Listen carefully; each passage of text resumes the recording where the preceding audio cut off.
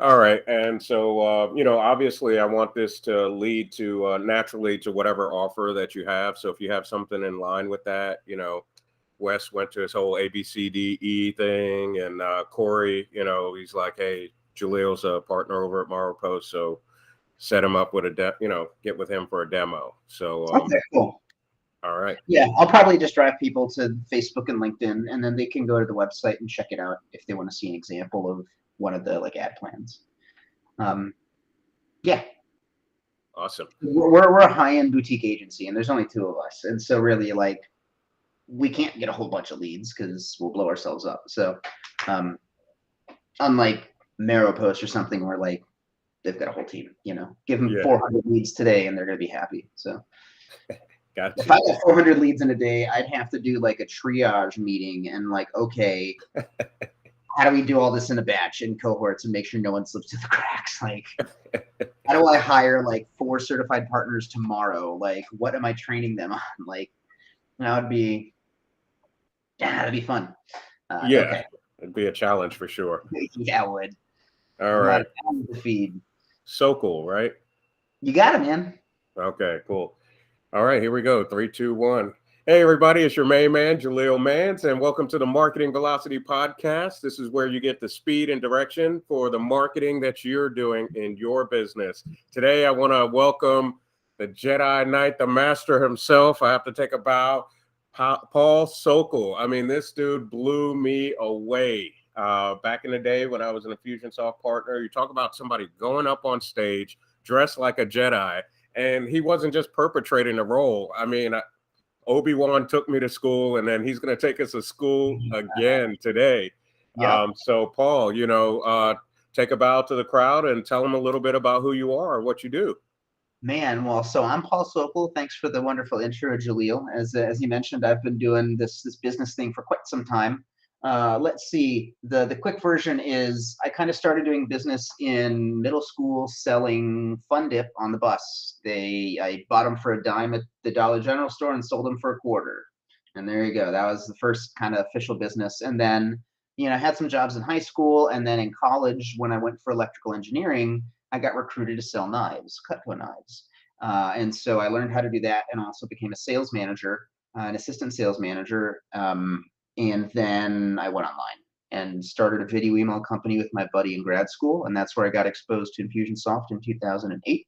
And then I worked for them directly from 2011 to 16. And that's where we met Jaleel at one of the events. Yeah, we couldn't remember earlier. And then since 2016, myself and Brina McNally, she's also a former Infusionsoft employee as well. She's one of the advanced support managers, and so basically complaints department. Any problems, I'll roll downhill to like her team. And so she actually knows more about the software from a technical standpoint than I do, which is super cool. And so for the past 5 years, what we've been doing is designing and building customer journey automation, and then also designing and building advertising campaigns, because everybody's needs are different. And I think today we're going to go ahead and talk about that second one because that's the so if we were these are episodes 7, 8, and 9, right? If we were talking the original movies, probably 7, 8, and 9. So it's like the next gen of what we got. Um, but yeah, let's do like a little advertising crash course, man, and keep it at the strategy level. Because I don't want to get Yeah. people. I don't want people to get wrapped up in the technicals at the bottom. Because as you were just saying earlier, it's about the fundamentals. Um, Yeah, absolutely. Fundamental marketing principles never go out of style. They No, just they look. never do. I mean, those, the little tricks and tips and stuff, those pass, algorithm changes and stuff like that, but foundations are forever. Yeah, they are. So I actually want to give the advertising foundation. In fact, the only foundation you need to understand advertising. It's very simple. Think of oak, like the tree, but it is OAC, and this stands for the objective, the audience, and the creative. And these are the three things you need to have chosen and distinct. And now you can have an advertising campaign. Um, that's it. And then if you want to have multiple oaks or a field of oaks, that's just different multiple campaigns running. And then I guess to expand the analogy, you have your Google oaks and your Facebook and your LinkedIn oaks. They're all just different kinds of trees, but it's still the same. You're always going to have some objective for the campaign. There's some way to choose the audience, and then the various ways that the creative can be done depending on what you're doing. So, which is based on the platform and the ad type and all that stuff. But again, don't want to get lost in those tactics, because that's the strategy. OAC. Um, so let's talk about how to actually strategically use oaks and place them in different parts of your business. Because advertising, usually people think of it as a marketing activity, but it's not. It is an operational thing, because you can use advertising in your marketing. You can use advertising in your sales. You can use advertising in your fulfillment, in your deep fulfillment. So I want to go ahead and talk about some advertising strategies across all three of those bits. So I guess, and feel free to break in at any time if you have any questions, Jaleel, or if you feel that, there's something people Sure. might have clarity on. So let's talk about marketing advertising. And so when I think of marketing, again, 10,000, 20,000 foot, actually, what is the objective of marketing, Jaleel? What is the entire point of marketing, in your opinion? Attention. If they don't know about you, right, you're not there. Well, that's definitely part of it. That's actually further up in the marketing. I believe that the purpose of marketing is to generate a lead for the sales process. So they absolutely have to be aware. And we still need to, if you think about like a restaurant, we need to get people in the door so that way the servers can try and sell them stuff. And so when I think of marketing, the end of the marketing journey is when there's a lead, and then that's when the sales journey starts. It's a transition. They blend into each other. The marketing journey becomes a sales journey. So when I think of advertising in the marketing journey, this is where you have the same top funnel, middle funnel, bottom of funnel. However, the bottom of funnel, at least as far as social and marketing is concerned, in my opinion, is when they become a lead or leave the platform to go do something else. So if they're filling out a lead ad on Facebook directly, yeah, they're in your sales process now. They're no longer, their marketing is done. Or if we're running traffic and trying to get them to your website, okay, cool. As soon as they hit your page, whether they did whatever they're supposed to or not, that's bottom of the funnel. You're trying to get them to convert. So when you're using advertising in your marketing, make sure that it's strategically aligned with your business goals, and then also what part of the funnel people are in, which is usually related to their level of awareness. So the very top of funnel for, and we'll just stick to Facebook to keep it simple. Very top of the funnel is all the awareness stuff. So this is where objective wise, you can actually have an ad for reach, where you're literally just paying to get in front of people. You can have an ad for page followers, building your audience. That's a top of funnel thing. You can also depending on the audience selection, if you're doing a video view campaign or a post engagement objective, if you're doing it to a cold audience, well, this is now top of funnel, right? It's top of funnel ads, which most likely will never be directly driving sales. You can maybe look at the attribution of it, but it's top of funnel. It's like paying for flyers to get people to a show. Like, it's getting the awareness, but there's still some more to do. And then looking at the middle of the funnel, usually this is where there's the conversation is happening. So this is where you're boosting videos, you're boosting posts. Maybe you're having like some messaging ads, possibly. Maybe that's a conversion thing, depending on your strategy. Like, why are you doing it? So like maybe you're only boosting posts to your page engagers. So you're just kind of keeping that warm audience here. But maybe you're doing that because you have a bottom funnel campaign where the audience is the page engagers, but you're asking them to opt in, or you're asking them to become a lead or something like that. And so right there, that's an example, like 3 oaks you could have just for top of funnel and marketing. And then you can have a lot of them, horizontally here. You could be boosting a post you can boost the same post to 5 different audiences. I've got a client right now, we're boosting to 3 main audiences. We're boosting to his lookalikes, some smaller interests, and then larger interests with like, tens of millions. And that's just what he's doing to build awareness. And then he's remarketing to people that have engaged with that to opt into his lead magnet. And actually, that's what we did when we started. This month, we actually moved it up the stream because we know that the interests are working. We're now just running the lead ad directly to those cold interests. And we actually flipped a lead yesterday. They turned on, so they should get better with time.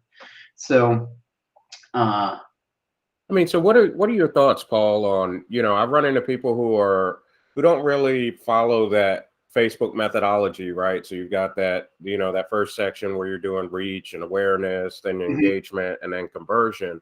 I mean, what do you say to people who are just kind of running like that one objective, and they're not trying to warm up an audience with awareness or trying to get engagement, but maybe they're just going straight for the sale? Do you have any thoughts on that? I mean, you can do it. It's not going to be particularly sustainable. I don't believe you're building any lasting relationships that way, or at least it would be really hard to do. I mean, it is social media at the end of the day. So like, yeah, you can run in there and throw dollars to buy customers, but you're probably going to get a much cheaper customer if you build a relationship with them for a little bit and then run a sale at them. Yeah.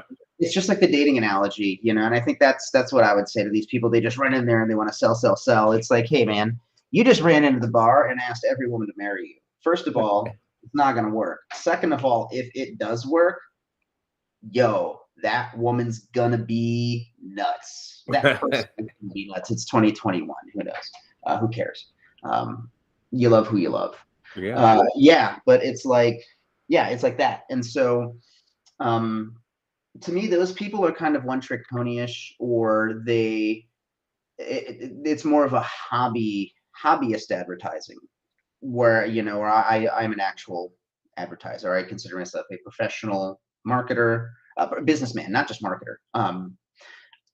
In that I really do academically study this stuff. Like, I am genuinely passionate about it, and I love it, and it's super interesting to me. And so I'm always learning. I'm always a student of this kind of stuff. Actually, disciple is the word that I need to start using again, because it's actually it's almost a perfect word, because there's a definition of it where it's somebody who's just as passionate about learning as they are about teaching.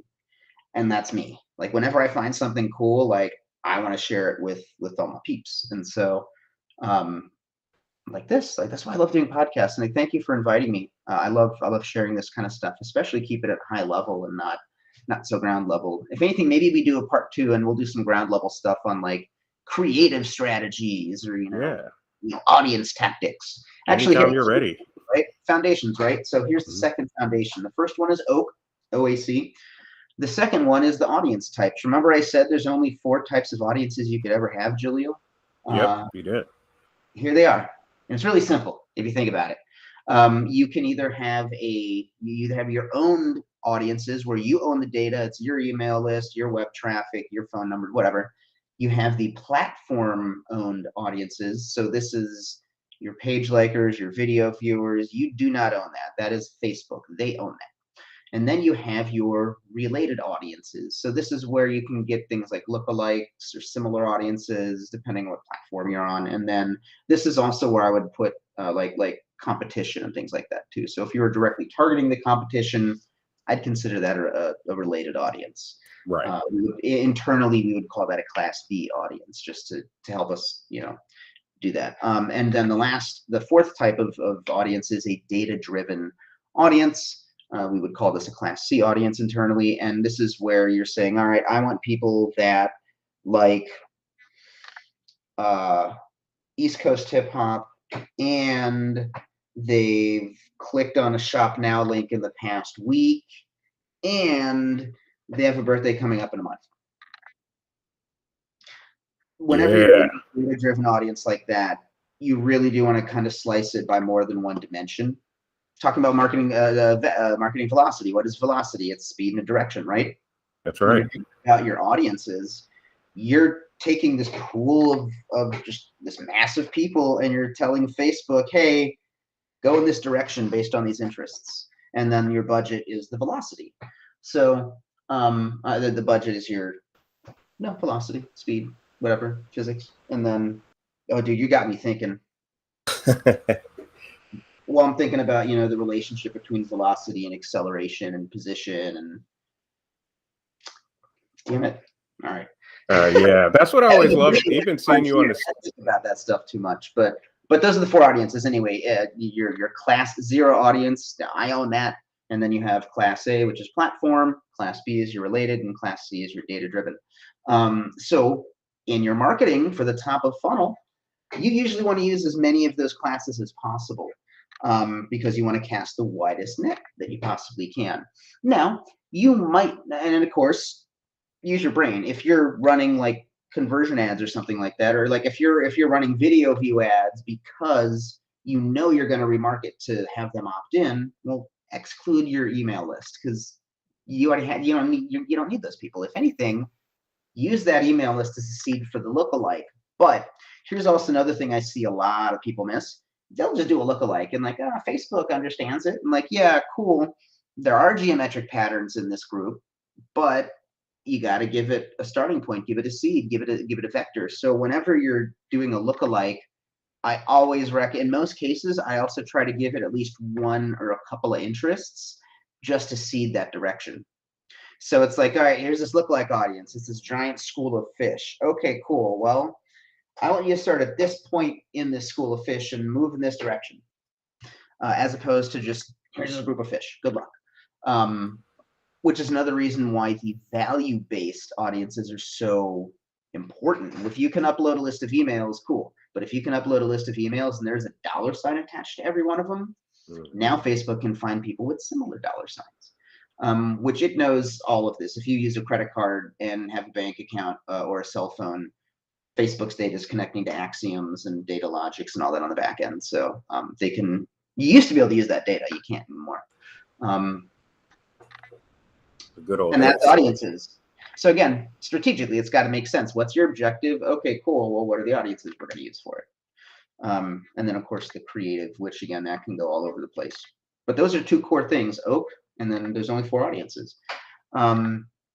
So let's talk about advertising for sales, right? Because this whole time, that's what we've been talking about. No, at least, again, my belief is marketing generates the lead. So what do you do once you have a lead? What do you do once somebody has, gone to the product page but not added to their cart or whatnot? This is where you use advertising to enable what's going on. So for example, let's say I ran an ad to get people to opt into my ebook. Cool. I'm going to go ahead and sync all those people to a custom audience. And until they actually download their ebook, I'm going to run ads that say, hey, remember to get your thing that you said. There's a special, whatever on the other, special carrot on the other side. And then when they click to download it, your CRM knows this, and then it can pull them out of one audience and put them in the next one. Or you can get real sneaky with it. I did this with an e-commerce customer. I got this harebrained idea, and it managed to work. Because I thought about it, I'm like, if somebody's added a product to their cart or they've initiated checkout, but they've not purchased, and this is a customized product. It was the wristbands. There was a custom wristband designer. So somebody's put in the effort to make, so if they've added to the cart or they've initiated checkout, like something happened. So I'm like, okay, I'm going to run a post engagement campaign to only that audience.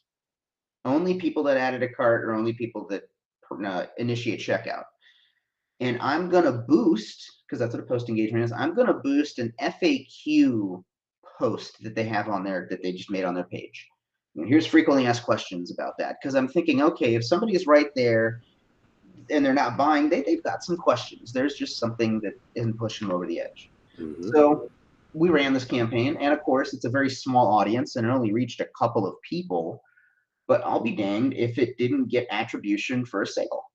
And of course, it only spent a couple of dollars, so the ROI was like 300 something percent, which of course is misleading. And gurus would be like, "Oh yeah, look at this, we have 300%." Yeah, but if you look at it, as far as an attribution standpoint, those couple of dollars we spent absolutely made sure that all the other ads that other person saw did its job as a whole. So syncing, so that's another thing too. If you have like a sales team, go ahead and sync all of your active sales leads to some audience, and then just boost educational content in front of them. Boost blog posts and videos, boost testimonials. Hey, is somebody in the contract sent stage? Okay, let's, every time they go on social, let's have them see 5-star reviews from us until they either sign the contract or we mark the deal as lost. Here's the other thing. Most people aren't going to put 2 and 2 together. You think most people are going to realize that, oh, I'm seeing these testimonials because they've sent me a contract? No. You think that when the Marquee did a heavy metal show and then they started seeing ads for Club Red, that they put 2 and 2 together? No way. Not at all. Yeah, I think some people think that because they're just so close to it. When you're on the inside, you're like, well, does this come off as creepy or whatever? But sometimes it is a little creepy, but it's not. it's all about the relationship. At the end of the day, you're publishing a post onto your page, so guess what? It better be relevant. You better be on brand. And if you're pushing money into an ad, there's got to be some objective, even if the objective is just engage with this. Which actually, that's a pro tip. I will give you a super ground level pro tip to not waste your money. A 3-second video view is considered a post engagement. So if you run a post engagement campaign, but the creative is video, you're just paying for 3-second views, which is dumb. You're not going to get likes and comments and shares like you might expect. So if you do want to boost a video, you do want to use the video view objective. And then if you want to get likes and comments, use a post engagement with a static asset as opposed to the dynamic moving asset, visual. Okay. And then we're going to come right back up into the sky. That was way too ground level. But I've seen that happen a lot where people just waste it. Oh, look at all these post engagements we got. There's no comments. What? Yeah, well, here's your 40,000 3-second views, man. Right. We market to them. They're super warm. Okay, so that's sales automation. Well, it is automation. It's advertising automation. Yeah, so we talked a little bit about like the marketing, sales, and I guess let's do some fulfillment. Let's talk about the last part of the customer journey. So an easy low-hanging fruit, of course, is when somebody becomes a customer, put them into some custom audience and say, hey, welcome, we're good to see you, welcome to the whatever family, whatnot. If you can run a sales campaign only to those existing customers to get more value. You can run messenger ad where the objective is messages, but only run it to the paying customers. It says, hey, we're here to help you out if you need support, and just kind of have it trolling in the background.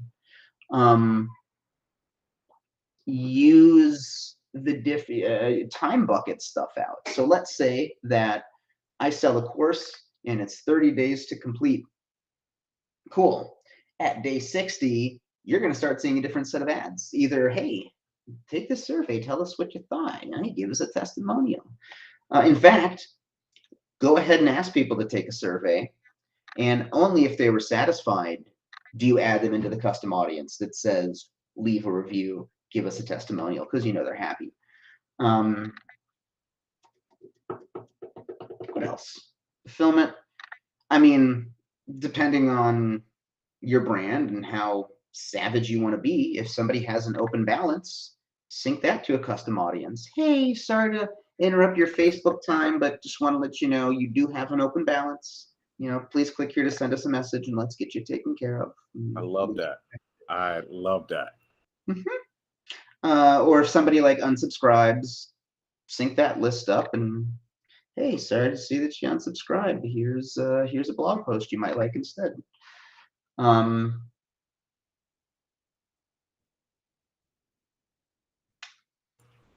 Hmm. it's like Legos, man. Like, what can you Yeah. build with Legos? Well, what do you want to build? That's why that's why I say they're hobbyist advertisers when they're just like doing one thing. It's like, no, you're building the same pirate ship for everybody, dude. But like, this kid likes dinosaurs. Why are you building a pirate ship? Like, it's be a Right. dinosaur kid. Um, and that's really kind of the strategic magic there of like, just how do you use ads to amplify the message that you're already giving, um, and making sure that it aligns with where they are on the customer journey. Uh, So another question I hear a lot of, and I guess this goes back to audience, right? Well, I'm thinking about two guys in particular that asked me about, the interest targeting on Facebook, right? mhm. How do you know when enough is enough and when too much is too much, right? Yeah, that's a great question. So if we're talking about just a Class C data-driven audience by itself, uh, then you usually and they you it's recommended to have maybe 1 million or so people in that audience. And that may or may not be possible. Like, I'm working with a dude right now. We're targeting specific zip codes. And in the zip code for just the demographics for the age range we're going for, there's only like 42,000 people. So like, that's all we got. So if we add an interest that, they like cats, that might cut it down to 24,000, but that's okay because we know they want cats. The other thing to be aware of with interests uh, is knowing the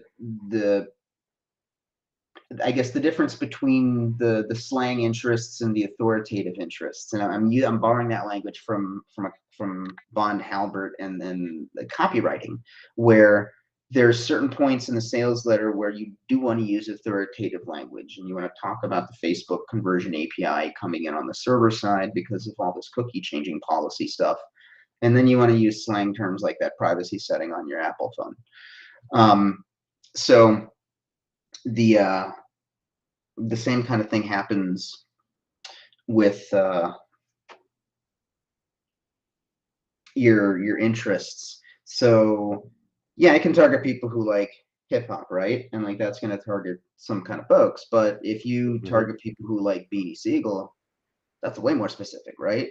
Right. Or if even if you target Jay Z, like, okay, cool. Like, a lot of people have heard of Jay Z, but you target Beanie Siegel, that's like a real specific thing. Or like with skateboarding, it's like, hey, I targeted Tony Hawk. Okay, a lot of people know Tony Hawk, but if you Right. target Rodney Mullen, anybody knows Rodney Mullen, like, hell yeah. So that's with those interests, and again, that's why I always recommend crossing multiple dimensions in your interest layering. So, and there's a couple of really cool interest that I'll pull off the shelf every once in a while. So I mentioned it earlier, but I'll specifically highlight it. There is an engaged shopper behavior. And this is people that have clicked on a shop now call to action specifically in the past 7 days for any advertiser. Hmm. You click on a shop now button, you're in this audience for 7 days. Um, so that's a really cool, that usually cuts any audience in half, which my opinion is great that this other half weren't in a buying mood, but also test it. Sometimes you do want to exclude the people that are shoppers. Um, if you're going for B2B, there's actually a business page admin layer that you can target. So that's really helpful. There is a small business owner behavior. The quality though is you would want to cross it with something else. Like, if you Yeah. just target small business owners, like, it's the average small business owner, which I love them all, they don't know a whole lot on average. Right. Most people Yeah. are really good at what they do and they don't really know a whole lot about business. Again, they don't study it academically like a nerd like I do, just because I find this stuff so interesting. Um, so engage shoppers, you can target, obviously you can target based on relationship status as well as parental status. So sometimes that's very helpful. You can target based on certain life events. So like if they are away from their hometown, or if they just moved, or if they got a new job, or like birthdays. You used to even be able to target people. Their friends have a birthday coming up. So target people whose friends have a birthday coming up. Let's see. Those are some really cool, just really esoteric little things you can select. And then I've been a big fan of the suggestions option. So when you're typing in interest, if you've selected any interest, there's a little suggestions button, and that kind of gives you related interests, connected by the different edges and relationships. So if you put in cats and you hit suggestions, maybe catnip shows up, and cat litter, or Jackson Galaxy, whatever. Right. Yeah. And so that's really, advertising really is an art and a science at this point. Scientifically, it's a hypothesis. We predict that if we want this objective, we predict if we show this audience is creative, we'll get this result now. And so when you're choosing your audiences, in fact, sometimes that can be more important than the copy. Because it doesn't matter how amazing this hamburger is, if I'm talking to a room of vegetarians, no one's buying it. Right, exactly. So conversely, if I'm in a room full of carnivores and I have just a really weak hamburger, someone will probably still buy it. So that's, yeah, the audience selection is actually the next thing you usually want to do after you figure out the objective. And usually the objective is pretty simple. All right, let's run a video view ad and spend $20 a day. Okay, who's our audience though? And that's where you really want to lean in. Yeah. And do a bunch of research and continue to test and iterate. And again, it's scientific. There's all the data in the world. Just really pay attention to the results and how many people you reached and what was the cost per result, because that's just the overall effectiveness. And then anything else is secondary to that. All right, we drove 30 leads and we reached 50,000 people and it cost $16.82 a lead. Okay, great. That's whatever conversion rate, that's our cost. But we can look at the engagement stats. Let's look at the actual click-through rates and stuff. Let's let's see, is there a time of day that people were particularly responding to? Is there any breakdown? Is there a big difference between genders? Sometimes you'll see that. Sometimes you'll see either men or female, men or women will respond way more and for cheaper than the other gender sometimes. And so every once in a while, sometime, again, the data is the data. So sometimes, all right, well, we're not going to advertise to men anymore because clearly the women are cheaper, and as from a lead standpoint, the women are cheaper, and then also they're opting in at a higher rate, so might as well. If anything, write a second set of ads that is rewritten for a man, possibly. Because again, from an advertising and a scientific standpoint, men and women have different ways of thinking, different brains, different motivating factors. That's true. So we have to accept that.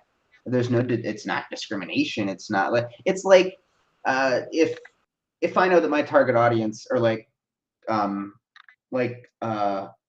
Bible Belt conservative Baptists, right?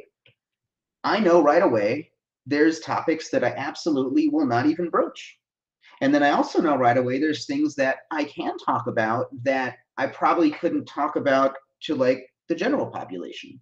I can probably throw in the power of God somewhere in there and not have my ad reported. That kind of stuff. So, and again, it's not any kind of a judgment, or now, obviously you could discriminate and you could use this kind of stuff for evil, but why? I guess. I guess that's where all the election fraud and stuff comes from. Oh, that's another one too. You can target people that are likely to engage with conservative content and likely to engage with liberal content. Mm-hmm. And then what you do is you just run two ad sets, one sort of one level, but you boost the same piece of content to both of them, and you're guaranteed to have a popcorn show in your comments because both sides are going to see whatever they see, even if it's a neutral thing. The color green is a color, and then both sides are going to fight in the comments, and then everybody thinks your post is really popular. It's really easy to manipulate the. It's actually really easy to manipulate the media and the public with that. Another audience tactic is the geofencing. So that's a special type of data-driven audience where you build a digital fence around, and you can manipulate people there. Yeah, that's true.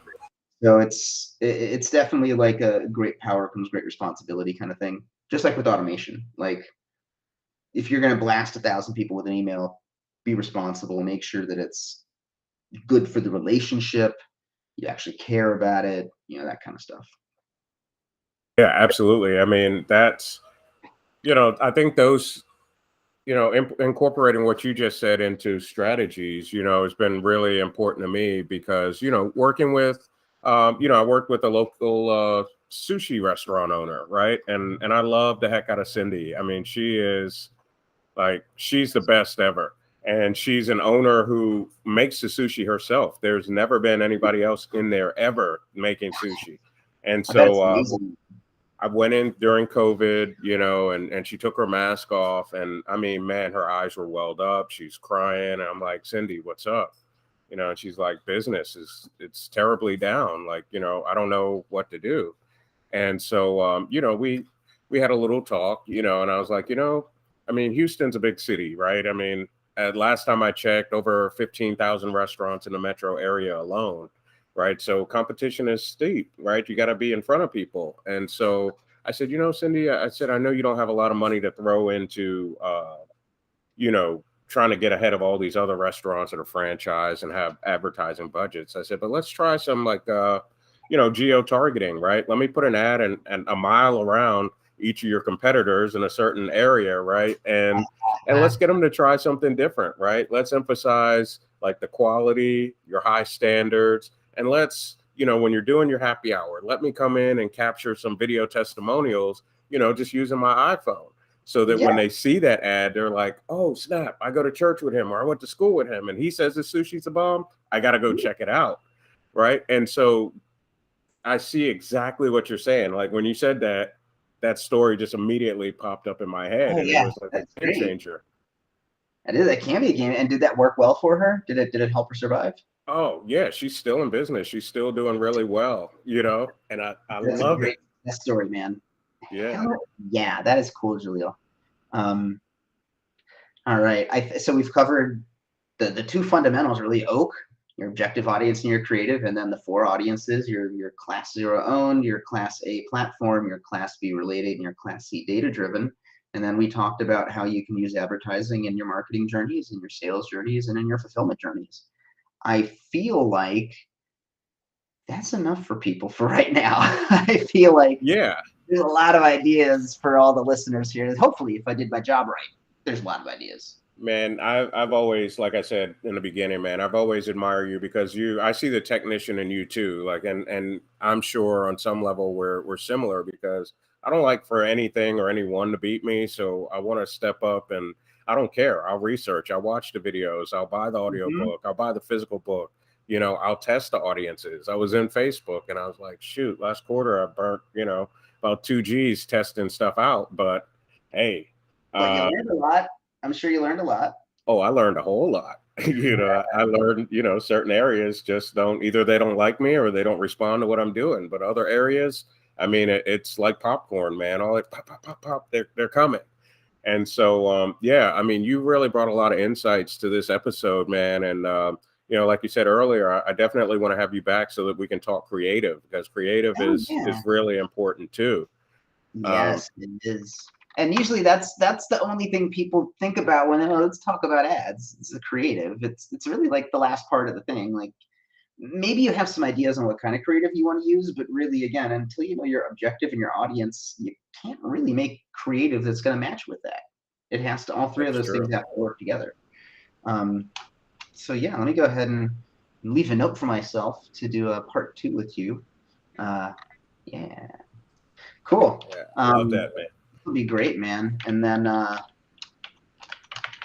guess is this the standard call to action time now? Is this where we're Yeah, at? yeah. This is the Yeah, time to direct them to the resources that'll get them to where they want to go. And then cool. maybe one day when they make a lot of money, they can give you a call. Yeah. I mean, we are a boutique agency. It is just myself and Brina, so we're definitely not the cheapest by any means, but we're world class and we get stuff done really quickly, and we definitely know what we're talking about. So, So do you ever if you, do any consulting? Like, I obviously need to step my game up. So, I mean, is it possible for me to pay you for some oh tips yeah, or to look over my absolutely. shoulder? 100%, absolutely. It's going to be an expensive rate. I mean, right now, the hourly rate's 200 an hour, and that's probably going to go up at the end of the year because I haven't changed that since 2016. Um, Wow. and so I probably should charge more at this point. Um, I didn't feel comfortable with that back in the day. Now, though, I'm like, yeah, I feel like I could probably charge a little more than that. But that's why I also like to do these podcasts and things because, like, I get that not everybody can work with us, and so I do want to give as much free info as I can. So all that being said, now that everybody is sufficiently scared away, I'm on Facebook. Feel free to like my page and follow me. It's facebook.com/under the hair. And then I'm on LinkedIn, just Paul Sokol. You'll see me standing there looking cool. And then the B Pro website, if you're interested in learning more about us, is bpro.events. Because we were an event company, and then we made this huge pivot at the end of 2019. We're focused on events. That's what we're doing. We're all in. And then 2020 happened. So Yeah. it was actually a blessing in disguise because we realized that was pigeonholing us too hard. Now we've pivoted to actually the vision is to make business kits, like literally like a Lego kit. It'll have binders and worksheets and for specific things that businesses need. And our first one is a premium people systems business kit where we actually work with you to build out your organizational structure and your interview process and your onboarding process and your hiring process. Making sure you have your legal documents like employee handbooks and that kind of stuff. Again, small businesses, they don't know what they don't know. And so uh, I think that's it. I don't know. I'm awkward. It's great. That's why people love me. I own it. I Yeah, own it. you're Paul, man. I mean, and you've been Paul since I met you. You haven't changed a bit, and Oh, so good. I love Yeah. that consistency. I mean, I've got buddies who are real true buttholes, but they've been that way since I've known them, and so Yeah. Right. I've grown to love them that way. So I appreciate you, man, chiseling time out and just empowering some of our audience, our tribe to Facebook better, to advertise better, to just have the tools that they need so that they can get that speed and direction. Mm-hmm. Um, and so, man, again, I can't thank you enough, and I'm looking forward to our next one where you take us to school on get that Ivy League education on creative too. Oh yeah, we'll talk about scroll stopping concepts and hypnotic writing tricks and all sorts of cool stuff. So Yeah. it'll be All good. right, man. Tune in, guys. Thanks for listening. Thanks.